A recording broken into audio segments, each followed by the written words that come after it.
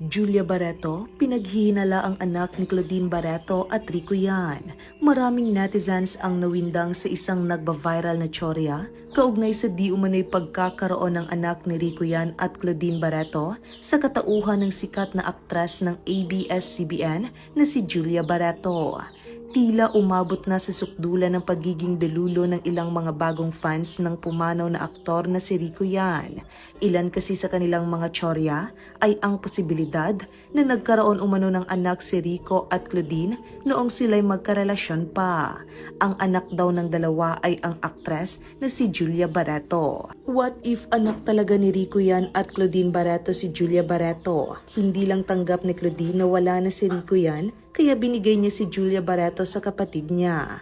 Ayon sa isang post na kumakalat ngayon sa social media, maraming netizens ang tila nahuhumaling sa ideyang ito. Ngunit kung titingnan ang istorya ng pagmamahalan sa pagitan ni Rico at Claudine ay malayo sa posibilidad ang nasabing tsorya. Habang magkakilala na noong 1996 sina Rico at Claudine, ay noong 1998 naging opisyal na magkarelasyon ang dalawa. Ipinanganak si Julia noong 1997, isang taon bago naging magkarelasyon ang dalawa. Bukod pa rito, kung titignan ng timeline ay nasa 17-year-old pa lamang si Claudine noong ipinanganak si Julia.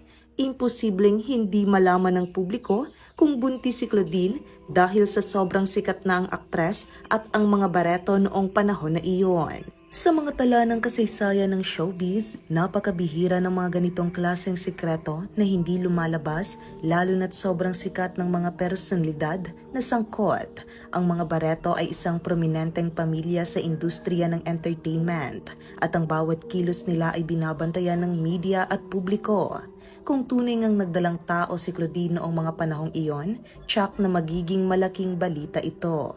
Dagdag pa rito, si Julia Barreto ay anak ni Dennis Padilla at Marjorie Barreto na kapatid ni Claudine. Lumaki si Julia sa ilalim ng pagmamahal at paggabay ng kanyang mga magulang at walang anumang indikasyon na mayroong ibang katotohanan tungkol sa kanyang pagkatao. Matatandaan na maliban kay Claudine at Rico yan ay pinutakti rin ng mga ganitong istorya sina Alden Richards at Maine Mendoza na sinasabing meron na daw mga anak. Ang mga haka-haka na ito ay kadalasang nagmumula sa mga tagahanga na nais lamang gawing mas romantiko ang kwento ng kanilang mga idolo. Ngunit mahalagang tandaan na ang mga personalidad na ito ay may sariling buhay na hiwalay sa mga imahinasyon ng kanilang mga tagahanga.